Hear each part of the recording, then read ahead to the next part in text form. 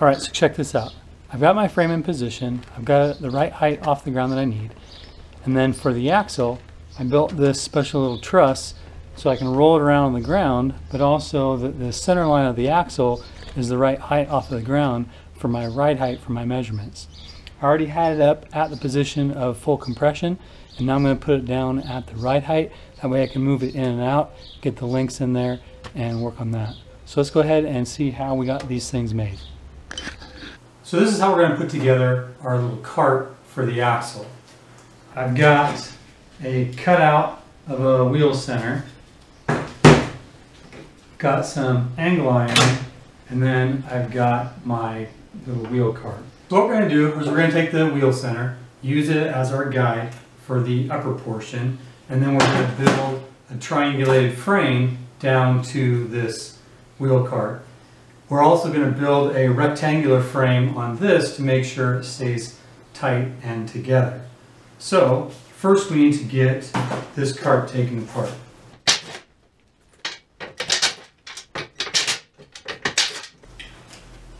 Next we need to measure out where the holes are going to be, get our lengths for the long portions, our lengths for the short portions.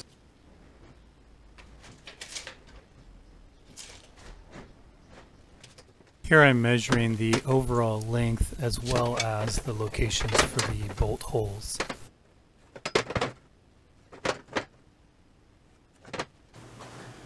Now that we have all of our lengths marked, we're going to go ahead and cut them up.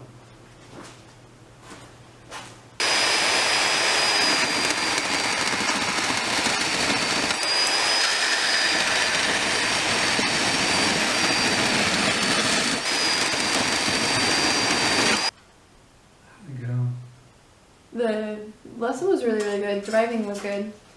There wasn't a lot of traffic, so that was nice.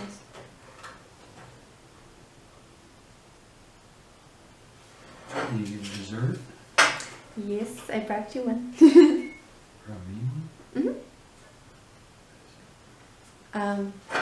It's like this toffee cracker thing. Do you want me to wait or? No, just leave it over there. I can put it on the counter inside. Thank you. Here I am center punching each of the hole locations for the bolts for the caster wheels.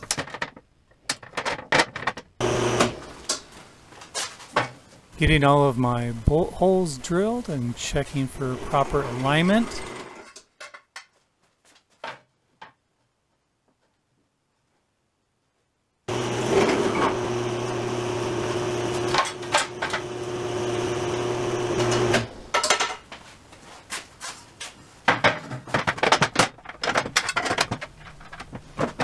Let's reassemble now all the wheels onto the cart with the new frame.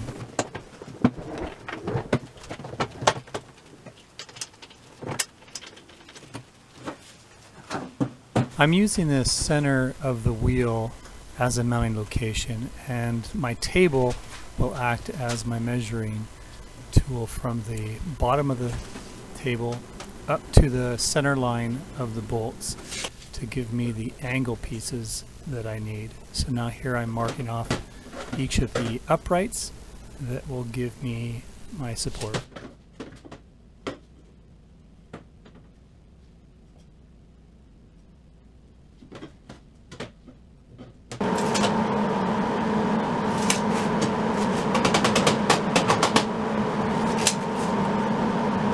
Making my final measurements to make sure that I weld it properly for the bottom width and also the top location.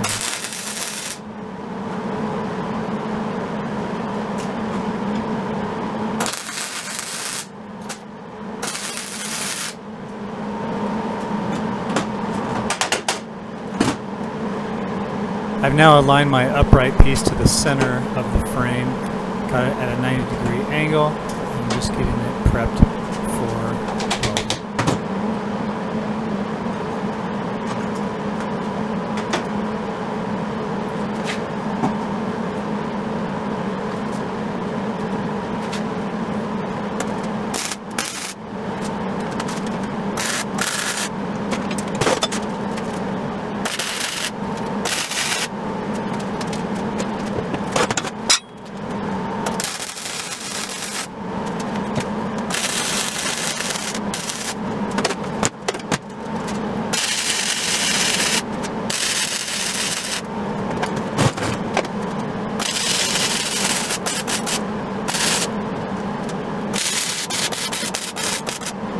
Now that I've welded up my wheel center to my uprights, some of the holes are blocked, so I need to use my center to prepare for drilling.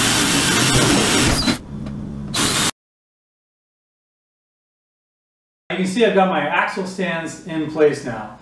My center line of the axle is set at 20 inches. That'll help me all in the measurements and calculations that I'm working on. And I'll be able to move it around since it's on its wheels.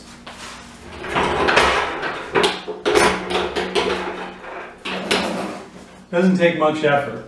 The other thing I did to keep the axle from steering while it's on these axle stands, I put a little plate and tack welded it to the steering stops to keep it from moving.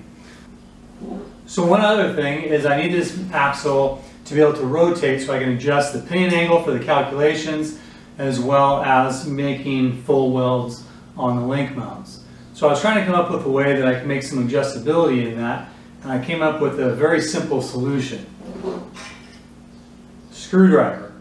So I can adjust the axle pinion wherever I want, and that way I can get full welds on it, and also for the calculations I can get it set for the pinion where I need to be.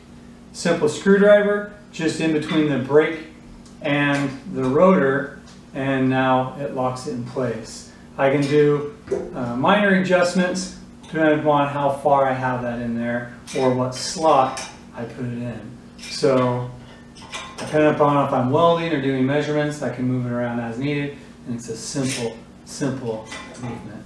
So there we have it. I've got my axle on the axle carts.